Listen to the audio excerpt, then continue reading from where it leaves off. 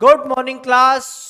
आज है 2 फरवरी और कल शाम से जो सबसे बड़ी खबर अभी तक निकल करके आई है कि भारत सरकार की ओर से फाइनेंस मिनिस्टर ने देश का यूनियन बजट देश को दे दिया गया है। आने वाले साल के लिए 2025-26 के लिए भारत सरकार का यूनियन बजट आ चुका है। क्लियर है? तो क्या होता है यूनियन बजट, क्यों इसको लाया जाता है, क्या उसकी खूबियां होती है और इनसे कौन से ऐसे क्वेश्चन हैं जो हमारे एग्जाम पॉइंट ऑफ व्यू से जरूरी हो सकते हैं। चलिए स्टार्ट करते हैं। तो हमारे पास है बजट 2025-26। तो पहला क्वेश्चन जो इसमें आता है, व्हाट इज बजट। ओके, कि ये बजट होता क्या है, ठीक, क्यों बनाया जाता है, क्या इसकी खासियत होती है, क्या इसको लेकर के बोला सारा कॉन्सेप्ट है। तो समझते हैं बजट होता क्या है। तो पहली बात तो आपको ये बता दें कि बजट जैसा कोई भी चीज ऑफिशियल लैंग्वेजेस में यूज किया ही नहीं जाता है। ठीक, ऑफिशियली कोई भी नहीं। आम बोलचाल की भाषा में भले हम बजट का यूज कर ले, लेकिन अगर हम देखें ऑफिशियली तो कार्यालयी भाषा में कहीं पे भी बजट का शब्द नहीं आता है। कार्यालयी जो उसका भाषा है, the official name for the budget is annual financial statement. सबसे पहली बात जो ध्यान में रखने वाली बात है कि जिसे आम बोलचाल की भाषा में हम बजट कह रहे हैं, ऐसा कुछ भी ऑफिशियल नहीं होता है। ऑफिशियली इसका जो नाम है वो है एनुअल फाइनेंशियल स्टेटमेंट। अगर हम हिंदी में बात करें तो हिंदी में इसे कह देते हैं वार्षिक वित्तीय विवरण।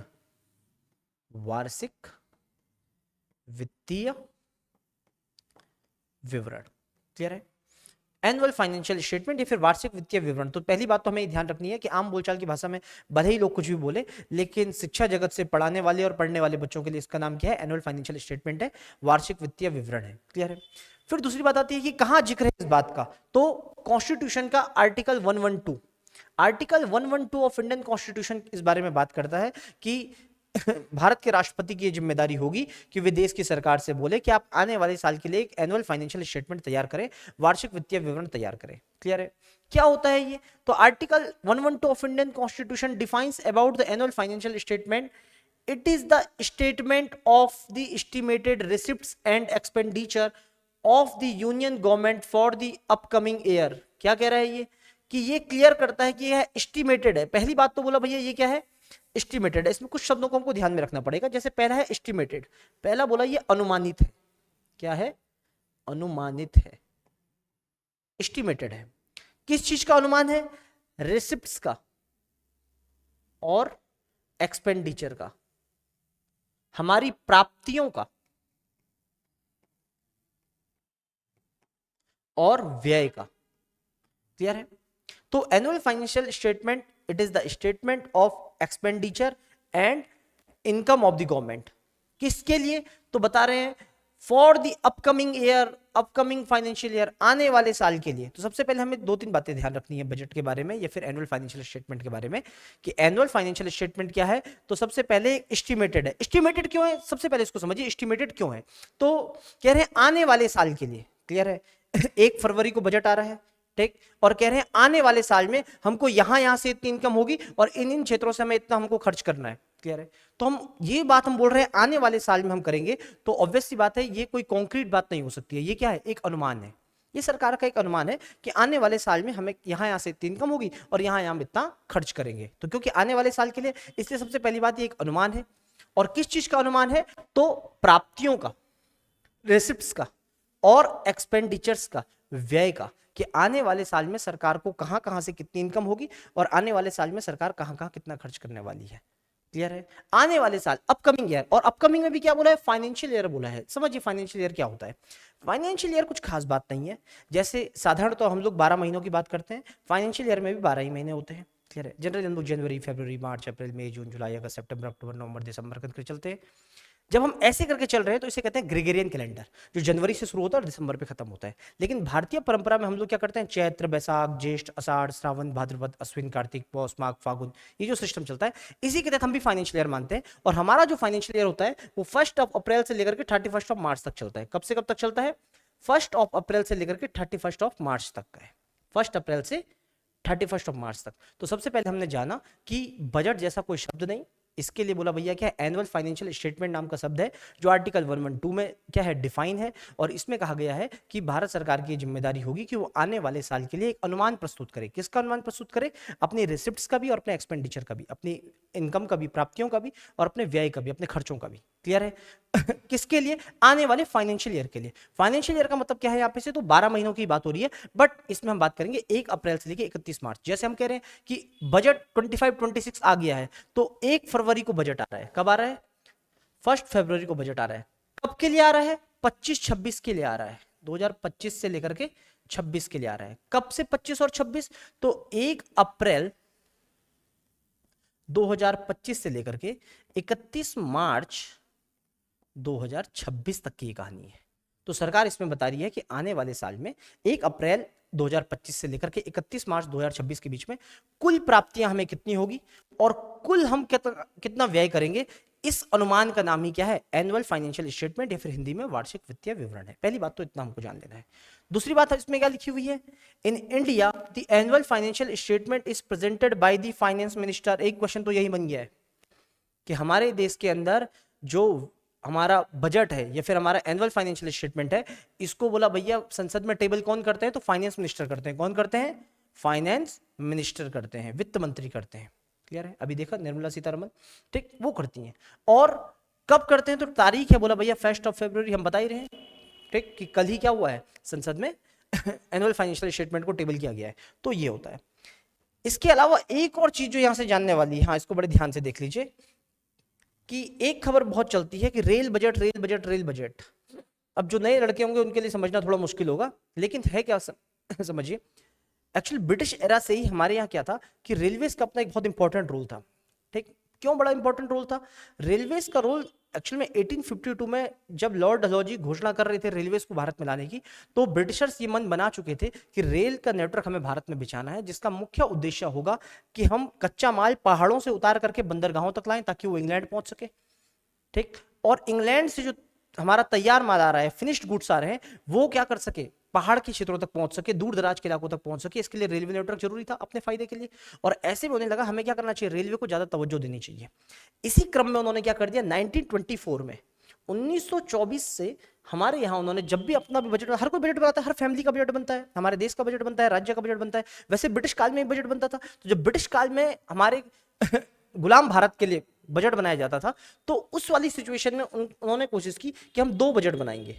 एक तो होगा हमारा जनरल बजट, ठीक, जिसे आम बजट या फिर आम बजट या फिर जनरल एनुअल फाइनेंशियल स्टेटमेंट कह लीजिए। और इसके साथ हमारा होगा, बोला भाई, एक रेलवे बजट या फिर रेलवे एनुअल फाइनेंशियल स्टेटमेंट कह लीजिए। ये 2 हम लेकर के आएंगे और ये परंपरा चलती रही, ठीक। स्वतंत्रता बाद जब हम आए तो हमें महसूस हुआ कि न केवल फायदा कमाने के लिए लेकिन सुविधाओं को पहुंचाने के लिए भी रेलवे का नेटवर्क बहुत जरूरी है। और इसी क्रम में हमें क्या करना चाहिए? रेलवे बजट को कंटिन्यू करना चाहिए। और 1951-52 से जब से हमारे यहाँ पहला बजट आना शुरू हुआ, तब से हमारे यहाँ लगातार क्या चलता रहा? लगातार हमारे यहाँ 2 बजट आए। एक आया आम बजट, एक आया रेल बजट। हर सरकार इसको कंटिन्यू करती रही।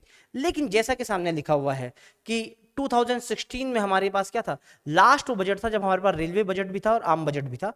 2017 में एक घोषणा होती है, हाँ, but after the 2017 the railway budget was merged with the general budget। हमने क्या कर दिया? जो हमारा आम बजट होता है उसके साथ ही रेलवे बजट को मिक्स कर दिया। और हमने कहा कि अब हमें कोई खास जरूरत नहीं कि हम रेलवे को ही क्या करें? प्रोजेक्ट करके दिखाएं। अब आम बजट के अंदर ही रेलवे का भी क्या होगा? हिस्सा होगा। तो एक क्वेश्चन यहां से बन सकता है क्या कि कब से हमारे यहाँ रेलवे बजट को अलग से लाने की शुरुआत हुई? तो 1924 से हुई थी। कब इसको खत्म कर दिया गया? तो 2017 में कर दिया गया। एक और क्वेश्चन है जो पूछा गया था छत्तीसगढ़ पीसीएस में कि कौन सा हमारे देश का अंतिम ऐसा एनुअल फाइनेंशियल स्टेटमेंट था जिसमें कि हमने रेलवे बजट को भी रखा हुआ था और जनरल बजट को भी रखा हुआ था? तो कौन सा है? 2016 का ऐसा है। क्लियर है? तो इतनी चीजें ऐसी थी जो बजट के बारे में हमें जानकारी होनी चाहिए, या फिर इतनी चीजें जरूरी थी जो हमारे एग्जाम पॉइंट ऑफ व्यू से बजट के लिए जरूरी हो सकती है। इसके अलावा अगर हम आगे बढ़े तो इस बार का अगर हम बजट देखें, बजट 2025-26 या फिर एनुअल फाइनेंशियल स्टेटमेंट, वार्षिक वित्तीय विवरण 2025-26 को अगर हम देखें तो हम देखेंगे कि बोला भैया सरकार को कहां से, हमने बताया एनुअल फाइनेंशियल स्टेटमेंट किसकी बात कर रहा है? एनुअल फाइनेंशियल स्टेटमेंट एक्चुअल में बात कर रहा है अपनी आने वाले साल में हमको कहां से कितनी इनकम होगी और आने वाले साल में हम कहां कितना खर्च करेंगे। तो इस साल सरकार क्या कह रही है हमें कहां से कितनी इनकम होगी, तो हम उसे समझ लेते हैं, ठीक। सपोज कर लेते हैं 100 रुपीज है, ठीक, 100 रुपीज का बजट है। क्लियर है? तो 100 रुपीज का अगर हमारा टोटल बजट है तो उसमें से हमें कहां से कितनी इनकम आ रही है समझिए।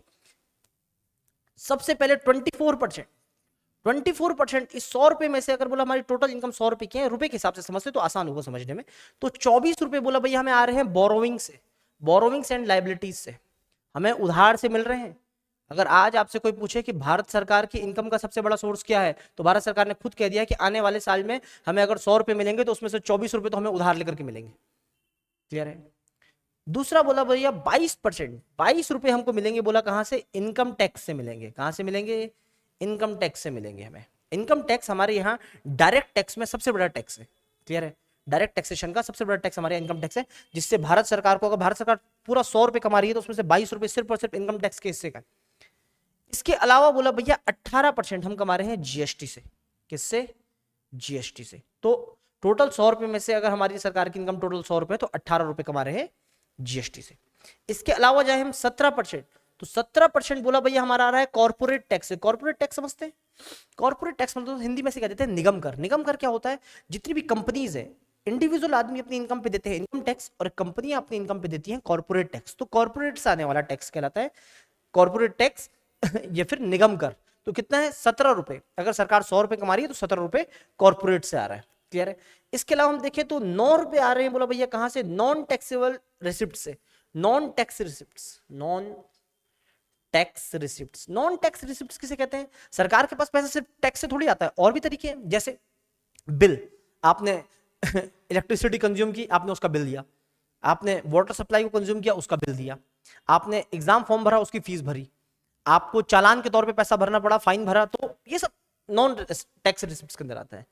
इसके अलावा यूनियन एक्साइज, एक्साइज समझते हैं, यूनियन एक्साइज के तौर पे 5%। यूनियन एक्साइज, यूनियन एक्साइज क्या होता है, यूनियन एक्साइज मतलब होता है उत्पादन कर। इस देश में अगर आप कुछ भी उत्पादन करते हैं तो उस पर जो आपको टैक्स देना पड़ता है उसे कहते हैं यूनियन एक्साइज।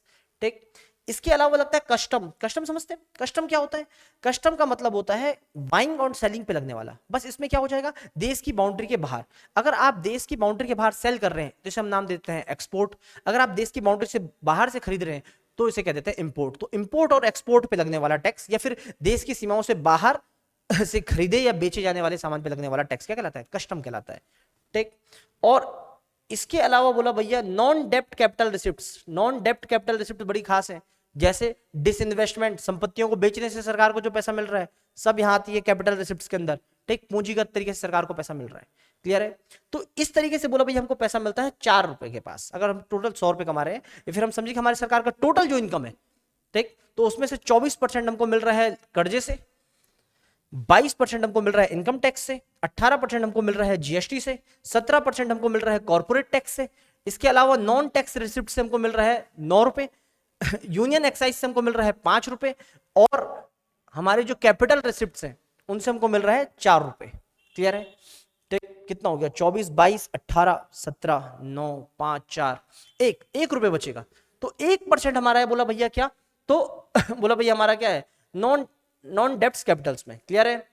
तो नॉन डेप्ट कैपिटल में हमारा मिल रहा है कितना, सिर्फ और सिर्फ 1 रुपए। क्लियर है। तो ये हमारा पूरा का पूरा क्या है, हमारी इनकम पक्ष है। भारत सरकार को टोटल इनकम आने वाले साल में कहां कहां से होने वाली है उसका एक ब्यौरा भारत सरकार ने आपके सामने रख लिया है। ठीक। कई बार क्वेश्चन बना है, भारत सरकार की इनकम का सबसे बड़ा सोर्स क्या है, तो आने वाले साल में तो बोरिंग और लाइबिलिटीज है। ठीक। इसके अलावा भारत सरकार को सबसे ज्यादा किस टैक्स से पैसा मिलता है, आने वाले साल में तो इनकम टैक्स बता रखा है। क्लियर है। ठीक। तो ये है हमारे, बोला भैया कि भारत सरकार को आने वाले साल में कहां कहां से कितना पैसा आने वाला है उसका एक ब्यौरा वित्त मंत्री निर्मला सीतारमण ने आपके सामने रखा। ठीक। नेक्स्ट देखते हैं, where does the money go. अब खर्चे भी तो बताएंगे, हमने बताया था एनुअल फाइनेंशियल स्टेटमेंट प्राप्तियां भी हैं और व्यय भी हैं। तो जब हम प्राप्तियों की बात करें तो साथ में व्यय की भी बात करेंगे। तो व्यय कहां कहां कर रही है भारत सरकार, उसको भी एक नजर में देख लीजिए, व्यय कहां कहां हो रहा है भारत सरकार का। तो व्यय की अगर हम बात करें तो 22% बता रहे हैं, बोला भैया क्या, कि state share of tax and duties, जो स्टेट का हिस्सा है, स्टेट शेयर, राज्य को भी तो अपना टैक्स का हिस्सा देना पड़ेगा ना। आपने, हमारे यहाँ बहुत से ऐसे टैक्सेस हैं जिनको सेंटर कलेक्ट तो कर रहा है, यूनियन गवर्नमेंट कलेक्ट तो कर रही है, लेकिन उसको बाद में स्टेट्स के बीच में भी आपको बांटना है, तो ये वाला हिस्सा है। ठीक। इसके अलावा 20% इंटरेस्ट पेमेंट। देखिए ये बहुत घबराने वाली बात भी एक तरीके से देखा जाए तो, आपकी इनकम का 20%, 1/5 चला जा रहा है इंटरेस्ट पे करने में। और जाएगा ही, बिल्कुल जाना ही चाहिए। अगर आपकी इनकम का सबसे बड़ा सोर्स बोरोविंग्स है, अगर आप उधार लेकर के जी रहे हैं तो आपको उसका पेमेंट भी तो करना पड़ेगा। विजय माल्या नहीं हो सकते ना, विजय माल्या माल लिया चल दिया, ये नहीं चलेगा, तो आपको पे करना पड़ेगा इसको। नेक्स्ट है बोला भैया क्या, centre sector scheme. Centre sector scheme ऐसी भारत सरकार की जो बहुत सारी योजनाएं चलती हैं, उनके लिए पैसा कहां से आएगा, तो उसके लिए हमने 16% पैसा रखा हुआ है। इसके अलावा हम देखें तो फाइनेंस कमीशन के आधार पे, फाइनेंस कमीशन क्या होता है, तो आर्टिकल 280 ऑफ इंडियन कॉन्स्टिट्यूशन इस बारे में बात करता है और कहता है कि बोला भैया राज्यों के बीच में जो हमारा धन है उसका क्या हो, समुचित बंटवारा हो सके, इसके लिए रिकमेंडेशन कुछ देगा। तो बोला उसकी रिकमेंडेशन को मानने के लिए भी हम लोग क्या करेंगे, 8% पैसा रखेंगे फाइनेंस कमीशन के लिए। क्लियर है। इसके अलावा बोला भैया 8% डिफेंस। क्वेश्चन आ सकता है, क्वेश्चन बन सकता है कि एनुअल फाइनेंशियल स्टेटमेंट 2025-26 में भारत सरकार ने डिफेंस के क्षेत्र में खर्च करने के लिए कितना अनुमान लगाया है, तो पूरे बजट का 8% अनुमान लगाया है। ठीक। इसके अलावा हम देखें तो central sponsored scheme, central sponsored scheme, देखो कुछ स्कीम्स ऐसी होती हैं जो भारत सरकार चलाती है राज्यों के साथ मिल करके। जनरली इसमें जो रेशियो बनता है वो 60-40 का बनता है। इस स्कीम में 60% हिस्सा कौन देगा, तो भारत सरकार देगी और 40% राज्यों को खुद वहन करना पड़ेगा। ठीक। अगर मैं हिमालयी राज्यों को और नॉर्थ ईस्ट की बात करूं तो हमारे यहाँ 10 ऐसे राज्य हैं, 7 सिस्टर्स नॉर्थ ईस्ट की, एक 8 सिक्किम और उत्तराखंड और हिमाचल, तो हमारे यहाँ टोटल 10 ऐसे हैं जिनमें ये रेशियो बदल करके 90-10 हो जाता है। क्लियर है कि 90% इसमें भारत सरकार देगी और 10% ये राज्य वहन करेगी, क्योंकि इनकी क्षमताएं, उत्पादन क्षमता, इनकी टैक्स कलेक्शन उतना बड़ा है नहीं। क्लियर है। ये होता है सेंटर स्पॉन्सर्ड स्कीम, जिसके लिए भारत सरकार ने 8% पैसा रखा हुआ है कि अपने टोटल बजट का 8% हम सेंटर स्पॉन्सर्ड स्कीम्स के लिए रखेंगे, वहां खर्च करेंगे। इसके अलावा अगर हम देखें तो सब्सिडीज के लिए बोला भैया रखा हुआ है कितना, 6% पैसा रखा हुआ है, तो 6% सब्सिडीज में जाएगा। सब्सिडीज देनी है ना, अरे आपको उज्ज्वला योजना पे सब्सिडीज देनी है किसान सम्मान निधि देनी है, ये सब्सिडीज के तौर पे आपको पैसा दिया जा रहा है, ये कहां से आएगा, तो भारत सरकार ने इसके लिए बोला भैया कितना रखा है, 6% का पैसा रखा हुआ है। क्लियर है। इसके अलावा पेंशन, पेंशन के तौर पे बोला भैया जो पैसा बांटना है उसके लिए भी 4% रखा हुआ है, पेंशन। क्लियर है। भारत सरकार को पेंशन के तौर पे जो पैसा देना है उसमें 4% की राशि रखी हुई है अपने टोटल बजट का, और जो अन्य खर्चे हैं वो इस 8% के अंदर आते हैं, अदर्स में। क्लियर है। तो इस तरीके से हमने देखा कि बोला भैया एनुअल फाइनेंशियल स्टेटमेंट किस बारे में बात करता है, एनुअल फाइनेंशियल स्टेटमेंट बात करता है कि सरकार को आने वाले साल में कहां कहां से इतनी इनकम होगी और आने वाले साल में सरकार कहां कहां कितना खर्च करने वाली है, इस अनुमान का नाम है एनुअल फाइनेंशियल स्टेटमेंट, जिसको सरकार ने बताया कि आने वाले साल में हम यहां से इतनी इनकम करने की हमारी उम्मीद है और यहां हम इतना खर्च करेंगे। क्लियर है। तो ये था हमारा टोटल बजट का सेक्शन, जिसमें जानना था कि बजट होता क्या है, जहां इनकम एक्सपेंडिचर किस तरीके से होता है, और इस बार भारत सरकार कहां से कैसा अनुमान लगा रही है, कहां से कितने रुपए आने का एलोकेशन कर रही है, और इन्हीं अनुमानों पे हमारे यहाँ लगातार प्रश्न बनते रहे, इसीलिए ये देखना हमारे लिए बहुत जरूरी हो जाता है। इसके बाद अगर हम आगे बढ़े तो अगली बात हमारे लिए जरूरी क्या है, जो हमारी हेडिंग थी आज की। ठीक। यूनियन बजट में हमारी जो आज की हेडिंग थी वो था इनकम टैक्स। ठीक। बजट तो आया है लेकिन सबसे ज्यादा चर्चा जिसके बारे में हुई वो है इनकम टैक्स। तो इनकम टैक्स होता क्या है, क्या इसको लेकर चर्चाएं हैं और क्यों कल से चर्चाओं का बाजार गर्म बना हुआ है, इसको लेकर के देख लेते हैं। तो सबसे पहले कह रहे हैं income tax is the one of the important source of income in the annual financial statement. ठीक है, मान लिया। कह रहे हैं वार्षिक वित्तीय विवरण के अंदर इनकम टैक्स क्या है, one of the important source of income है। ठीक, बिल्कुल सही बात है, इसमें कोई घबराने वाली बात है ही नहीं। हमने अभी देखा कि इनकम टैक्स क्या है, भारत सरकार को टैक्स कलेक्शन से जहां से सबसे ज्यादा पैसा मिलता है वो इनकम टैक्स है। क्लियर है। अब क्वेश्चन आता है इनकम टैक्स को वसूलता कौन है, कौन सी मिनिस्ट्री इसके लिए काम करती है, तो इनकम टैक्स लेने की जिम्मेदारी जिस मंत्रालय के ऊपर है वो फाइनेंस मिनिस्ट्री की है। कौन है, फाइनेंस मिनिस्ट्री है, वित्त मंत्रालय है भारत सरकार का। ठीक, वित्त मंत्री कौन है इस समय, तो निर्मला सीतारमण जी है। ठीक, उनकी जिम्मेदारी है। उनके अंदर में कैसे, क्या डिपार्टमेंट फाइनेंस मिनिस्ट्री का सिर्फ एक ही काम है इनकम टैक्स, नहीं, उनके अंदर बहुत से डिपार्टमेंट बने हुए हैं मिनिस्ट्री के अंदर। जैसे उनके अंदर आता है centre board for direct taxation, centre board for direct taxation, और एक आता है centre board for indirect taxation. Centre board for direct taxation काम करेगा डायरेक्ट टैक्स के लिए, और centre board for indirect taxation काम करेगा इनडायरेक्ट टैक्सेशन के लिए। क्लियर है। इनडायरेक्ट टैक्सेशन में जैसे हमने बताया था जीएसटी, जीएसटी के बारे में अभी चर्चा हुई थी, तो हमने कहा था कि जीएसटी क्या है, सबसे बड़ा इनडायरेक्ट टैक्स है, और डायरेक्ट टैक्स में हमने आपको बताया था कि इनकम टैक्स क्या है, सबसे बड़ा डायरेक्ट टैक्स है। तो centre board for direct taxation के अंदर आता है इनकम टैक्स डिपार्टमेंट। क्या आता है, इनकम टैक्स डिपार्टमेंट, जिसका काम होता है इनकम टैक्स को वसूलना, आय कर की क्या करना, प्राप्ति करना। क्लियर है। अभी इनकम टैक्स बोला भैया हम दे क्यों रहे हैं, बात ये भी तो आती है, कमाया हमने, क्लियर है, मेहनत हमने की, और अपनी इनकम का एक हिस्सा हम सरकार को दे दे, क्यों, कहां लिखा है, किस आधार पे आप ये बात कह रहे हैं?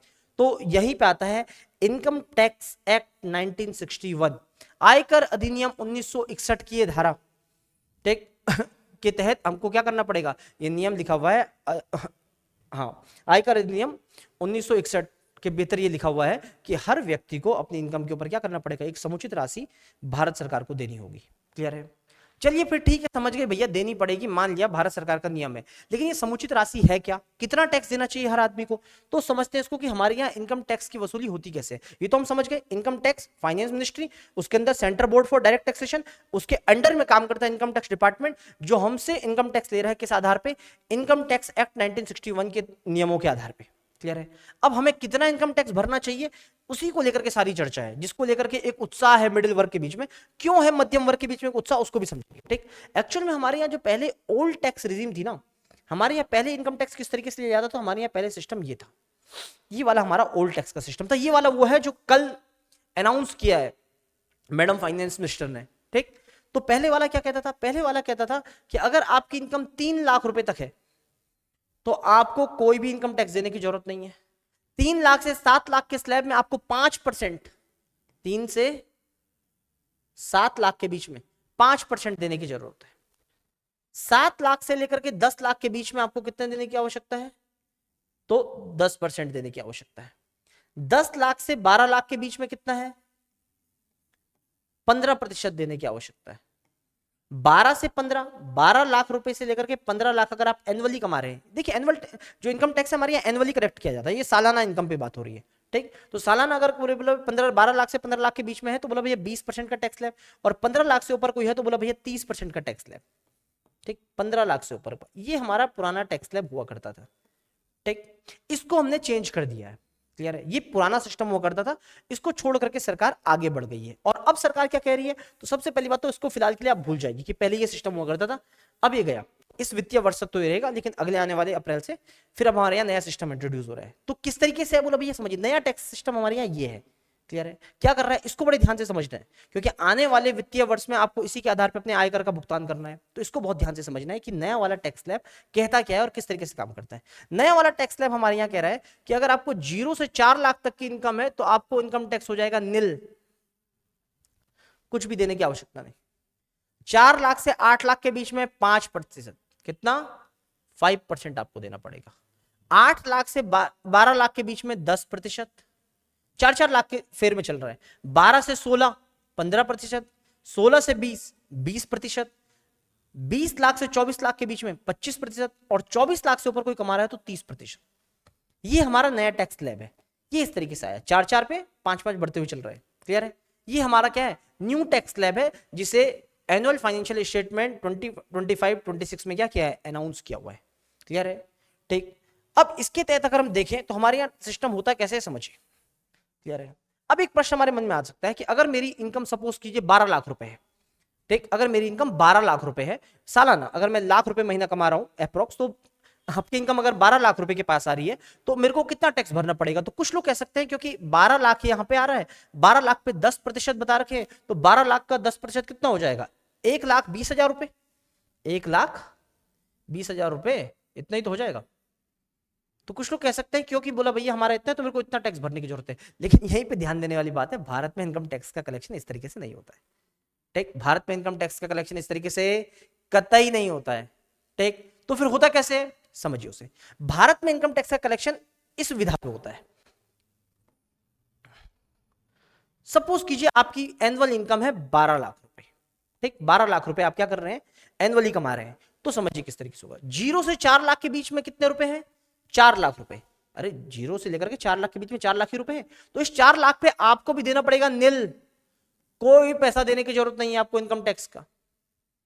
ठीक, फिर आते हैं आगे, 4 लाख से 8 लाख, 4 लाख से 8 लाख के बीच में कितने रुपए हुए, फिर से 4 लाख ही हुए ना, 4 लाख से 8 लाख के बीच में 4 लाख रुपए होते हैं। इस 4 लाख पे आपको देना है 5%, 5% भरना है 4 लाख पे। 4 लाख का 5% कितना हो जाएगा, 20,000 रुपए हो जाएगा, 20 ही हो जाएगा। ठीक, फिर आता है बोला भैया 8 लाख से 12 लाख, 8 लाख से 12 लाख के बीच में कितने हुए, 4 लाख रुपए हुए ना, फिर से 4 लाख रुपए। 4 लाख का आपको देना है 10%, 4 लाख का 10% कितना हो जाएगा? 40,000 रुपए। और टोटल आपका टैक्स हो गया है कितना? 60,000 रुपए। ये 60,000 रुपए बोला भैया आपका क्या हो गया है? टैक्स हो गया। अगर कोई 12 लाख रुपए पे, आई बात समझ में? तो हमारे यहाँ इनकम टैक्स ऐसे नहीं कि मेरी इनकम 16 लाख है 15% दूंगा, नहीं नहीं नहीं, इस तरीके से नहीं। हमारे यहाँ हम इस फॉर्मूले पे चलेंगे कि 0 से 4 पे सबके लिए नील, 0 से 4 से 8 के बीच में जो बोला भैया 4 लाख का रुपए है उस पर 5%, 8 से 12 के बीच में उसको इतना देना है। इस तरीके से हमारा सिस्टम आगे को बढ़ेगा और जहां पे आप पहुंचेंगे, जहां पे आपकी हाईएस्ट इनकम है, एनुअल इनकम, वहां पे आपको रुक जाना है। इस तरीके से हमारे यहाँ क्या होता है? टैक्स कलेक्शन कलेक्ट किया जाता है। क्लियर है? समझे आप? ठीक। तो ये था हमारा बोला भैया क्या, ओल्ड टैक्स स्लैब और न्यू टैक्स स्लैब के बीच का अंतर। पहले हमारे यहाँ बोला भैया ओल्ड टैक्स स्लैब में लास्ट जो था 15 लाख से ऊपर मान लिया जाता था कि 15 लाख से ऊपर वाले पे हाईएस्ट 30% दिया जाएगा। अब जो नया वाला है इसमें कह रहे हैं 24 लाख से ऊपर वाले को 30% देना है अपनी इनकम का। ठीक। 15 लाख से ऊपर वाले को कितना देना है? 20% देना है। ठीक। तो ये एक चेंज है, ये एक राहत की बात है उस वर्ग के लिए जो कि क्या कर रहा है, जो 15 से 20 लाख के बीच में, 24 लाख के बीच में अपनी इनकम पे सफर कर रहा था, यानी कि 1.5-2 लाख रुपए जो महीना कमा रहा था, उसके लिए बोला भाई ये राहत की बात है। क्लियर है? ठीक। अगर हम आगे बढ़े इसमें क्या कह रहे हैं, if on the income of 8 lakh, ठीक है 8 लाख की अगर आपकी इनकम है, if on the income of 8 lakh I have to pay 5% of income tax. अच्छा, अगर 8 लाख की इनकम है तो हमें 5% देना पड़ रहा है। ठीक। Then what is the meaning of 12 lakh tax free income? अच्छा समझिए, ये बड़ा अच्छा बनाया हमारी टीम ने कि अगर ये कह रही है, देखो ये जो बालिका कंफ्यूज सी दिख रही है ना, इसका प्रश्न बड़ा अच्छा है कि कल से जब से हमारा एनुअल फाइनेंशियल स्टेटमेंट आया है, सब जगह खबर है कि 12 लाख तक की इनकम पे किसी को कोई टैक्स देने की जरूरत नहीं है, किसी को कोई टैक्स देने की जरूरत नहीं है। लेकिन अभी अभी हमने आपको बताया कि न्यू टैक्स रिजीम क्या कह रही है, अगर आपकी 4 लाख से 8 लाख तक इनकम तो 5% भरना है। क्लियर है? और 8 लाख की अगर आपकी इनकम है तो इसका मतलब हो गया 5% कितना हो जाएगा 8 लाख का। तो आपको अगर 8 लाख तक की इनकम थी तो 0 से 4 पे 0%, और इस 4 लाख का आपको 5% भरना है तो 20%, 20,000 रुपए भरना था। ये एक लड़की कह रही है, अभी आपने बताया कि अगर मेरी 8 लाख की इनकम है तो मुझे 20,000 भरना है, और कल से लगातार खबर चल रही है कि 12 लाख तक की इनकम वालों को इनकम टैक्स देने की आवश्यकता नहीं है। तो फिर ये है क्या, समझिए इसे। ठीक। तो ये है क्या, इसको लेकर के भी समझ जाते हैं कि ये मामला पूरा है क्या, एक्शन में है क्या। जिस इनकम टैक्स एक्ट की हम बात कर रहे थे, इनकम टैक्स एक्ट 1961, जिस इनकम टैक्स एक्ट 1961 की हम बात कर रहे थे, इसी में एक सेक्शन है 87A, ध्यान रखना इसे, सेक्शन 87A। अब ये सेक्शन 87A क्या कहता है? ये सेक्शन 87A छूट की बात करता है। क्लियर है? ये छूट किस तरीके की छूट? ये कहता है, बोला भैया देखिए, हमने बोला भैया टैक्स स्लैब तो ये रखे हुए हैं, लेकिन हम जानते हैं बोला भैया कि हमारे यहाँ बहुत से ऐसे लोग हैं जो बहुत मिनिमम क्या कर रहे हैं, अपने यहाँ पे इनकम कर रहे हैं, और ऐसे में मिनिमम इनकम वालों को हमको क्या करना चाहिए, कुछ छूट देनी चाहिए। क्लियर है? पहले बजट में ये 7 लाख तक था। कितना था? 7 लाख रुपए तक की छूट थी कि अगर कोई आदमी 7 लाख रुपए तक की इनकम कमा रहा है तो उसको इनकम टैक्स देने की जरूरत नहीं है। ठीक। इसी को बढ़ा करके 12 लाख कर दिया गया है, इसी को बढ़ा करके 12 लाख अब कर दिया गया है। तो अब सी बात है मैडम, परेशान नहीं होना है आपको। ठीक। क्यों परेशान नहीं होना है? क्योंकि अगर आपकी इनकम 12 लाख रुपए तक है तो आपको इनकम टैक्स के तौर पे 1 रुपए भी देने की जरूरत नहीं है, 1 रुपए भी नहीं। आई बात समझ में? इनकम टैक्स नहीं देना है। क्यों? क्योंकि आपको सेक्शन 87A के तहत छूट मिलेगी। बहुत ध्यान से समझिए यहाँ पे। ठीक। परेशान नहीं होना है, धीरे धीरे समझने की कोशिश करनी है। सेक्शन 87A के तहत आपको अगर 12 लाख की इनकम है, आपको 1 रुपए भी बोला भैया इनकम टैक्स के तौर पे नहीं देना है। लेकिन सपोज करते हैं कि आपकी इनकम है 12 लाख 1 रुपए। कितनी है? 12 लाख 1 रुपए। तो 12 लाख की 1 रुपए की इनकम पे आपको किस तरीके से सिस्टम चलेगा? 0 से 4 लाख पे 0%, 4 लाख से 8 लाख के बीच में 4 लाख है, 4 लाख का 5% 20,000 रुपए। 8 लाख से 12 लाख के बीच में बोला भैया कितना, तो 4 लाख है, 4 लाख का 10% कितना हो जाएगा? 40,000 रुपए। और 1 रुपए यहां है, 1 रुपए का बोला भैया 15%, तो 0.15 पैसा। तो आपको पूरा पूरा 60,000 15 पैसा भरना पड़ेगा सिर्फ 1 रुपए इनकम बढ़ने से। समझ में आई बात? ये टैक्स सिस्टम क्या होता है फिर से समझिए। सेक्शन 87A कहता है कि अगर आपकी इनकम 12 लाख तक है तो कोई दिक्कत नहीं, 1 रुपए नहीं देना है। लेकिन अगर आपकी इनकम 12 लाख से 1 रुपए ज्यादा भी है तो आप पे पूरा सिस्टम इसी तरीके से चलेगा। क्लियर है? ठीक, तो अगर आपकी इनकम 12 लाख है तो आपको कोई देने की आवश्यकता नहीं है, लेकिन अगर 12 लाख 1 रुपए आपकी इनकम हो जाती है तो आप पे पूरा सिस्टम ये इस तरीके से आगे बढ़ता हुआ चलेगा। ठीक, समझिए इसे। चलिए, हाँ ये एग्जांपल रखा हुआ है इन्होंने, हमें लगा हटा दिया। ठीक, समझिए बात को। अब करते हैं कंपैरिजन। अगर कोई 12 लाख 100 रुपए है, अगर किसी की इनकम है 12 लाख 100 रुपए है, ठीक, तो ओल्ड रिजीम में उसको कितना टैक्स पड़ रहा था? देखते हैं कि नए टैक्स रिजीम में फायदा हो रहा है या ओल्ड टैक्स रिजीम में फायदा हो रहा था। क्यों जनता इतनी खुश है, क्यों उत्साहित है, समझते हैं बात को। पहले भी इनकम कितनी थी? 12 लाख 100 रुपए। आज भी इनकम कितनी है? 12 लाख 100 रुपए। क्लियर है? ठीक, तो समझते हैं कि कितना टैक्स इसको पहले भरना पड़ रहा था। यह है ओल्ड रिजीम का सिस्टम। तो ओल्ड रिजीम के अंदर आपको क्या करना पड़ रहा था? 3 लाख रुपए तक बोला भैया जीरो, चलो ठीक है। 3 लाख से 7 लाख के बीच में कितने लाख रुपए हुए? 4 लाख रुपए हुए। 4 लाख पे आपको भरना है 5%। 4 लाख का 5% कितना हो जाएगा? 20,000 रुपए हो जाएगा। हो जाएगा?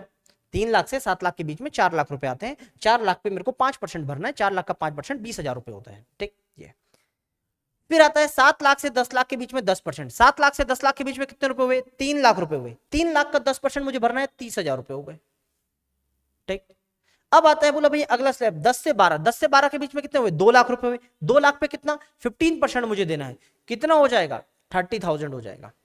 ठीक, 2 लाख का 15% कितना हो जाएगा? 30,000 रुपए हो जाएगा। ठीक, तो ये हो गया। और मेरा कितना है? 100 रुपए ज्यादा है इसके बाद। 100 रुपए ज्यादा है तो 12 लाख से ऊपर मेरी कितनी इनकम है? 100 रुपए है सिर्फ। तो 100 रुपए पे मेरे को कितना देना है? 20% देना है। 100 रुपए का 20% कितना हो गया? 20 रुपए हो गया। तो मुझे जो टोटल टैक्स देना पड़ा वो कितना देना पड़ा? 80,020 रुपए देने पड़े। कितने देने पड़े? 80,020 रुपए देने पड़े। अब हम समझते हैं कि अगर कोई 12 लाख 100 रुपए ही कमा रहा है, अब उसके पास क्या सिचुएशन है? पहले वो दे रहा था 80,020 रुपए, अब वो कितना दे रहा है समझिए। तो अब बोला भैया उसकी होती है कितनी इनकम? तो हमने बताया 4 लाख तक जीरो, तो 0 रुपए देने हैं, चलो बिल्कुल ठीक। 4 लाख से 8 लाख के बीच में 4 लाख रुपए आते हैं। ठीक, इस 4 लाख पे हमको देना है 5%, तो कितना हो जाएगा? 20,000 रुपए। 4 लाख का 5% 20,000 रुपए देने हैं। ठीक, 8 लाख से 12 के बीच में फिर आएगा हमारा कितना? 4 लाख। 4 लाख का 10% 40,000 रुपए, ये भी हो गया। तो 12 लाख तक मेरा हो गया है। ठीक, अब 12 लाख से ऊपर मेरा कितना है? सिर्फ 100 रुपए है। तो 100 रुपए पे मेरे को कितनी इनकम देनी है? क्योंकि 12 लाख अगर इनकम होती फिर तो देने की कोई दिक्कत ही नहीं है ना। 12 लाख तक तो छूट है, तो 12 लाख तक तो कोई परेशानी बात नहीं। लेकिन 12 लाख से ऊपर मेरी 100 रुपए की इनकम और है तो मुझे पूरा टैक्स देना पड़ रहा है।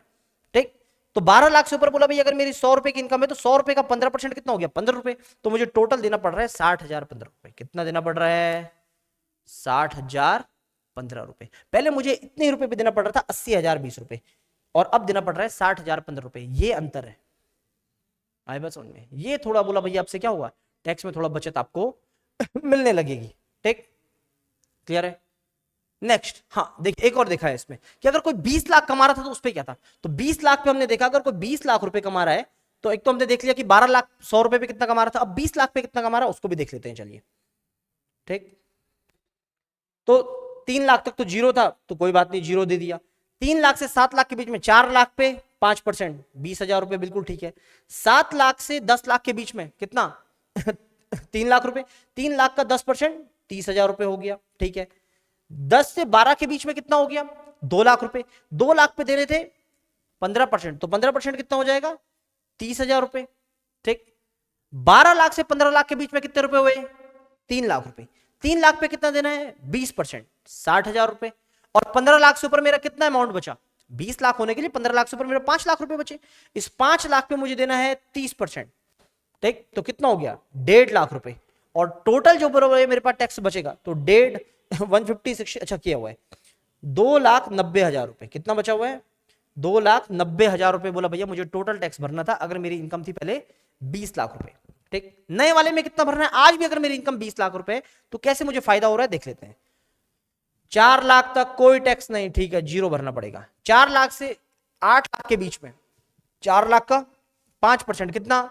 20,000 रुपए, ये भी ठीक। 8 से 12 के बीच में 4 लाख रुपए हुए, 10% 40,000 रुपए। 12 लाख से 16,000 के बीच में 15%, 4 लाख का 15% कितना हो जाएगा? 60,000 रुपए। और 16 से 20 के बीच में 20%, तो 4 लाख का 20% 80,000 रुपए। तो अब मुझे कितना भरना है? तो 2 लाख रुपए। अगर इनको टोटल कर देंगे तो आएगा 2 लाख रुपए। पहले 20 लाख रुपए की इनकम पे मुझे भरना पड़ रहा था 2,90,000 रुपए का इनकम टैक्स, और अब मुझे भरना पड़ रहा है कितना, 2 लाख रुपए का इनकम टैक्स। क्लियर है? ये है सिस्टम। आए बात समझ में? इस तरीके से बोला भैया हम लोग क्या करते हैं, इसमें देख सकते हैं कि टैक्स में किस तरीके से हमको क्या मिलता है, चेंज देखने को मिलता है, और किस तरीके से हमारे यहाँ न्यू टैक्स जो हमारे स्लैब है इसको लेकर के मिडिल वर्ग में एक उत्साह देखने को मिल रहा है। क्लियर है? ठीक। लेकिन एक इतना उत्साह हमें अमीर लोगों के बीच में नहीं दिखा, है कि नहीं? अमीर लोगों के बीच में इतना उत्साह देखने को नहीं मिला।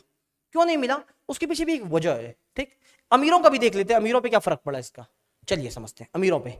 अब इनकम को थोड़ा बढ़ा देते हैं, ठीक, इनकम को बढ़ा देते हैं और कर देते हैं 1 करोड़ रुपए। अगर कोई एनुअली 1 करोड़ रुपए कमा रहा था तो उसको अपना इनकम टैक्स किस तरीके से पे करना था, पहले कितना पड़ता था और अब कितना पड़ता था? तो पहले 0 से 3 पे 0 तो 0, 3 लाख से 7 लाख के बीच में 4 लाख का 5% 20,000 रुपए, ठीक, 20,000 रुपए। 7 लाख से 10 लाख के बीच में 10% 3 लाख का 30,000 रुपए, बिल्कुल ठीक। 10 लाख से 12 लाख 2 लाख रुपए बचे, 2 लाख का 15% 30,000 रुपए, बिल्कुल ठीक। 12 लाख से 15 लाख के बीच में 3 लाख रुपए हुए, 3 लाख का 20% 60,000 रुपए, बिल्कुल ठीक।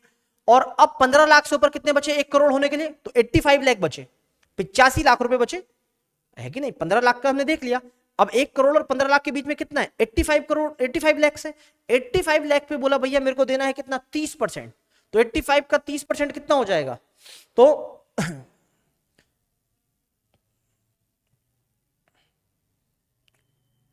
हाँ, अच्छा सॉरी,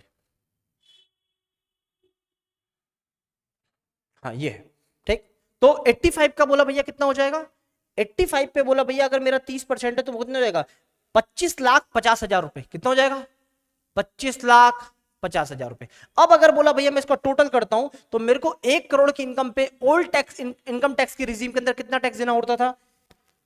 26,90,000 रुपए, 26,90,000 रुपए, 26,90,000 रुपए मुझे इनकम टैक्स के तौर पे देना पड़ता था अगर मैं 1 करोड़ रुपए एनुअली कमा रहा हूं, ठीक। अब बोला भैया हमें कितना देना है, अब हमें कितना देना है? तो बोला भैया इस नए वाले रिजीम का क्रम देखें तो 4 लाख तक 0, ठीक है। 4 लाख से 8 लाख के बीच में 5% है, अरे है ना, 5% है। तो 4 लाख का 5% कितना हो जाएगा? 20,000 रुपए, बिल्कुल ठीक। 8 से 12 के बीच में 4 लाख है, 4 लाख का 10% कितना हो जाएगा? 40,000 रुपए, ठीक है। 12 से 16, 4 लाख का 15% 60,000 रुपए। 60 लाख से लेकर के 20 लाख के बीच में 20% है, कितना हो जाएगा? 80,000 रुपए। 20 लाख से लेकर के 24 लाख के बीच में फिर 4 लाख रुपए आते हैं, इस पे हमको देना है कितना? 25%। तो कितना हो जाएगा? 4 लाख का 25% 1 लाख रुपए। और 24 लाख से ऊपर कितनी इनकम हो जाएगी 1 करोड़ के लिए? तो 76 लाख बचेगा। 24 लाख तक हमने देख लिया है, 24 लाख से लेकर के ऊपर का स्लैब में क्या बता रहे हैं? 30% देना है। तो 30% मेरे को कितने अमाउंट पे देना है? अपना 76 लाख पे देना पड़ेगा, तभी तो मैं 1 करोड़ पहुंच पाऊंगा, ठीक। तो इस पे देना है, क्लियर है? तो 76 लाख का बोला भैया 30% कितना हो जाएगा? तो 22,80,000 रुपए हो जाएगा। कितना हो जाएगा? 22,80,000। टोटल करके देखो तो कितना पड़ेगा? 25,80,000 रुपए, 25,80,000 रुपए। तो इस पे कोई खास फर्क देखने को मिला नहीं, है ना। 26,90,000 रुपए पहले दे रहा था, 25,80 वो अभी भी दे ही रहा है, क्लियर है? तो इससे एक बात पता चलती है, क्या पता चलती है कि सरकार पे जो लगातार पिछले कई सालों से आरोप लग रहे थे कि आप अमीरों के दोस्त हो, आप अमीरों की सरकार हो, ठीक, मिडिल वर्ग के बारे में नहीं सोचता, और एक माहौल भी थोड़ा थोड़ा उसका बनता सा दिख रहा था, ठीक, उसको सरकार ने दूर करने की कोशिश की और अपने इस फैसले से मिडिल क्लास की तरफ ध्यान दिया, जिससे लगभग लगता है कि उसके जेब में पैसा बनने लगेगा, बचने लगेगा, क्लियर है? एक बहुत अच्छी पहल है जिसकी सभी लोगों को सराहना करनी चाहिए अक्रॉस दी पॉलिटिकल लाइंस। लेकिन सभी लोगों को बहुत सराहना करने वाली बात है कि अब इनकम टैक्स के कारण जो हमारा मध्यम वर्ग है उसको भी बहुत सारी मदद इसके तहत मिली है, क्लियर है? उम्मीद करते हैं आपको हमारी आज की चर्चा से इनकम टैक्स क्या है, एनुअल फाइनेंशियल स्टेटमेंट क्या है, किस तरीके से सरकार इसको प्रस्तुत करती है, इसको प्रस्तुत करने के पीछे का उद्देश्य क्या होता है, और कैसे न्यू इनकम टैक्स का जो स्लैब है उन्होंने ओल्ड टैक्स के मुकाबले जनता को राहत देने का काम किया। उम्मीद करते हैं ये आपके समझ में आया होगा। जुड़े रहें ट्राइपॉड एकेडमी देहरादून के साथ और आगे एग्जाम्स के लिए तैयारी करते रहें। Thank you very much.